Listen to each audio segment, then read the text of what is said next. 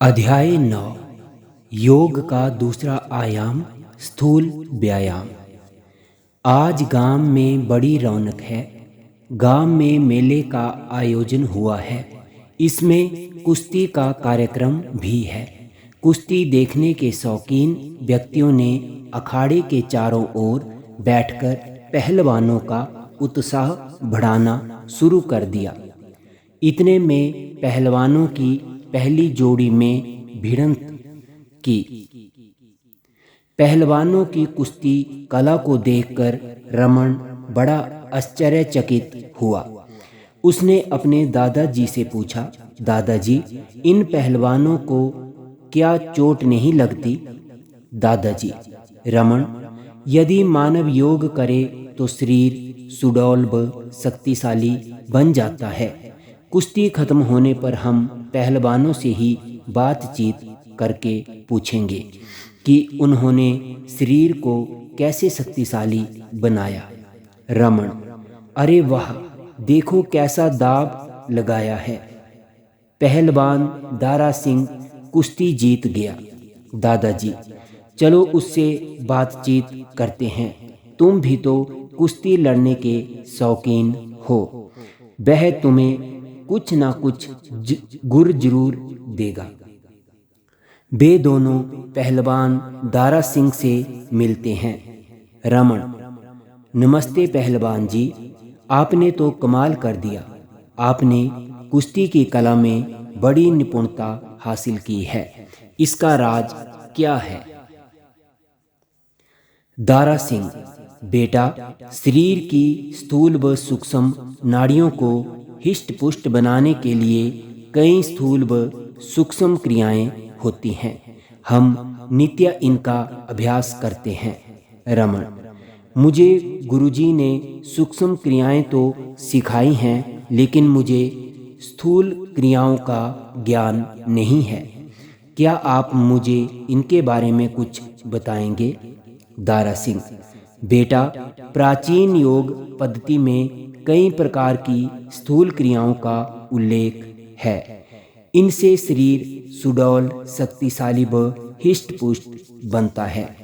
अन्य व्यायामों से जो लाभ कई सालों के अभ्यास के बाद मिलते हैं, वे इन क्रियाओं से कुछ दिनों में ही प्राप्त हो जाते हैं। आंतरिक नाड़ियों की शुद्धि के लिए ये सबसे महत्वपूर्ण क्रियाएं हैं। इन्हें करते समय यदि त्रुटि हो जाए तो कोई विशेष हानि शरीर को नहीं होती। मुख्य स्थूल क्रियाएं हैं रेखा गति, उत्कूर्दन, हृदय गति, सर्वांग पुष्टि तथा उदर्भ गति आदि। रमन, क्या मैं ये सारी क्रियाएं कर सकता हूँ? दारा सिंह, हाँ, लेकिन तुम इन्हें चरणबद्ध ढंग से सीखना। तुम्हारी आयु कितनी है? रमन, मेरी आयु 11 वर्ष है। दारा सिंह, तब तो आप उत्कूर्दन तथा उदर्भ गति स्थूल क्रियाओं का अभ्यास करो। मैं तुम्हें सिखाता हूँ कि ये दोनों क्रियाएं कैसे की जाती हैं। रमन, क्या मैं बैठकर यह क्रिया करूँगा? दारा सिंह, नहीं, ये दोनों क्रियाएं खड़े होकर ही की जाती हैं। उत्कूर्दन का अर्थ है ऊपर की ओर कूदना व उछलना। पहले तुम अपने पैर परस्पर मिलाओ। अब पैर से सिर तक का भाग बिल्कुल सीधा करो। अपनी मुट्ठी इस प्रकार बांधो कि अंगूठे मुट्ठी के अंदर रहें। अब दोनों नसिकाओं के रंध्रों से श्वास भरें तथा दोनों भुजाओं को इस प्रकार गोलाकार घुमाएं कि हाथों का पूरा चक्र हो जाए। अब चक्र समाप्त होते ही मुट्ठियों को छाती के समकक्ष तथा साथ में उछलते हुए एड़ियों को नितंबों पर मारें। अब नासिका से वायु छोड़ते हुए हाथों को नीचे झटकें तथा पैरों को जमीन पर पटकें। ध्यान रहे ये तीनों क्रियाएं एक साथ हों। यह क्रिया कम से कम 5 बार करें। रमन ने 5 बार उत्कूर्दन क्रिया की। दादाजी, पहलवान जी, इस क्रिया के लाभ क्या क्या हैं? दारा सिंह, उत्कूर्दन क्रिया से बौनापन दूर होता है, यानी शरीर की उचित रूप से लंबाई बढ़ती है तथा वक्षस्थल चौड़ा होता है। इससे पैरों व जंघाओं में शक्ति का संचार होता है तथा ये सुंदर सुडौल बन जाती हैं। मानसिक बीमारियों जैसे विस्मृति, भय, भ्रम, भ्रांति आदि भी दूर हो जाते हैं। रमण, अब आप मुझे उदर्भ गति क्रिया सिखाएं। दारा सिंह, उदर्भ गति क्रिया में शरीर को ऊपर की ओर खींचा जाता है। इस क्रिया के लिए दोनों पैरों के बीच कम से कम 1 फुट का अंतर रखते हुए इन्हें इस प्रकार फैलाएं कि एक हाथ की कोहनी के अंदर 90 अंश का कोण बन जाए तथा दूसरा हाथ सीधा आए। इसमें मुट्ठियां खुली हुई व उंगलियां परस्पर सटी रहें। शाबाश, ठीक कर रहे हो। अब बाएं पैर को जमीन से लगभग 1 फुट ऊपर उठाएं तथा दाएं हाथ को ऊपर की ओर पूर्णतया सीधा करें।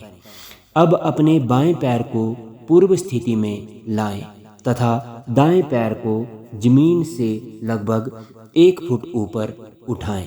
अब बाएं हाथ को ऊपर की ओर सीधा करें। ध्यान रहे कि श्वास हाथ पैर बदलते समय बारी बारी लिया तथा छोड़ा जाए। यह क्रिया लगभग 10 बार करें। रमण, पहलवान जी, इस क्रिया का क्या लाभ है? दारा सिंह, इस क्रिया से हाथ पैर सुडौल व पुष्ट होते हैं तथा हाथों के ज़्यादा ठंडे या ज़्यादा गर्म होने की बीमारी भी दूर होती है। इसके अलावा मोटापा भी दूर होता है तथा मानसिक बल की भी वृद्धि होती है। दादाजी, मेरे लिए भी कोई उपयोगी क्रिया बताओ पहलवान जी। दारा सिंह, आप ध्यान लगाकर मन की शांति प्राप्त कर सकते हैं। यह बच्चों से लेकर वृद्धों तक सभी के लिए उपयोगी है। ध्यान से मानसिक तनाव दूर होते हैं व इंद्रियों पर नियंत्रण स्थापित करना सरल बनता है। श्वसन तंत्र की मजबूती व ऊर्जा के उचित संचार हेतु ध्यान रामबाण है। दादाजी, बच्चों के लिए भी ध्यान महत्वपूर्ण है, कैसे? दारा सिंह, शरीर में ऊर्जा की व्यर्थ खपत को यह रोकता है तथा ऑक्सीजन का भी मित व्यय होता है। इससे हमारे आध्यात्मिक विकास का मार्ग भी प्रशस्त होता है। विश्व में ध्यान की कई विधियां प्रचलित हैं। इनमें प्रारंभिक ध्यान की विधि का ज्ञान आवश्यक है। दादाजी, प्रारंभिक ध्यान की विधि हमें सिखाएं। दारा सिंह, प्रारंभिक ध्यान के लिए आप पद्मासन में बैठें तथा कमर एवं गर्दन को सीधा कर लें। रीढ़ की हड्डी सीधी रखने से स्नायु तंत्र का विकास होता है। इस तरह शरीर का कम से कम भाग गुरुत्वाकर्षण की चपेट में रहने से मानव शरीर चुस्त रहता है। अब अपनी आंखें बंद करके ध्यान सांस की स्वाभाविक गति पर केंद्रित करें। यह अनुभव करने का प्रयास करें कि कैसे गहन श्वास नासिका में प्रवेश करते हुए नाभि तक जा रहा है तथा नाभि से वापिस नासिका के अग्रभाग तक आ रहा है। 10 से 15 बार यह क्रिया करें। आपको प्रतीत होगा कि आपकी सांसें सूक्ष्म हो गई हैं, क्योंकि सामान्यतः एक व्यक्ति 1 मिनट में लगभग 15 से 18 बार सांस लेता है, लेकिन सांस को महसूस करने से अपनी सांसों की गति लगभग 8 से 10 बार होती है। अच्छा, मेरे साथी भी जा रहे हैं, मैं भी चलता हूँ। आप आंखें खोलें तथा दोनों हाथों को परस्पर रगड़ते हुए उनको 5 बार आंखों पर रखें। दादाजी व रमण, धन्यवाद पहलवान जी, आपने हमें महत्वपूर्ण जानकारी दी।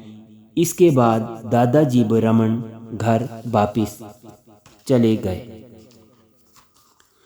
अभ्यास के प्रश्नों के उत्तर। प्रश्न नंबर 1, उत्कुर्दन हमें क्यों करना चाहिए? उत्कुर्दन एक स्थूल क्रिया है। यह क्रिया हमें इसलिए करनी चाहिए क्योंकि इससे शरीर सुडौल, शक्तिशाली व हिष्ट-पुष्ट बनता है। प्रश्न नंबर 2, उदर्भ गति के क्या लाभ हैं? उदर्भ गति क्रिया से हाथ पैर सुडौल और पुष्ट होते हैं तथा हाथों के ज़्यादा ठंडे या ज़्यादा गर्म होने की बीमारी भी दूर होती है। इसके अतिरिक्त मोटापा भी दूर होता है तथा मानसिक बल की भी वृद्धि होती है। प्रश्न नंबर 3, ध्यान के लिए कौन सा आसन उपयोगी है? ध्यान के लिए पद्मासन उपयोगी है। प्रश्न नंबर 4, ध्यान करने से क्या लाभ है? ध्यान शरीर में ऊर्जा की व्यर्थ खपत को रोकता है तथा ऑक्सीजन का भी मित व्यय होता है। इससे हमारे आध्यात्मिक विकास का मार्ग भी प्रशस्त होता है। प्रश्न नंबर 5, स्वस्थ व्यक्ति 1 मिनट में कितनी सांसें लेता है? स्वस्थ व्यक्ति 1 मिनट में 15 से 18 बार सांस लेता है। प्रश्न नंबर 6, स्थूल क्रिया किसे प्रभावित करती है? स्थूल क्रिया हमारे शरीर को प्रभावित करती है। आंतरिक नाड़ियों की शुद्धि के लिए यह सबसे महत्वपूर्ण क्रिया है।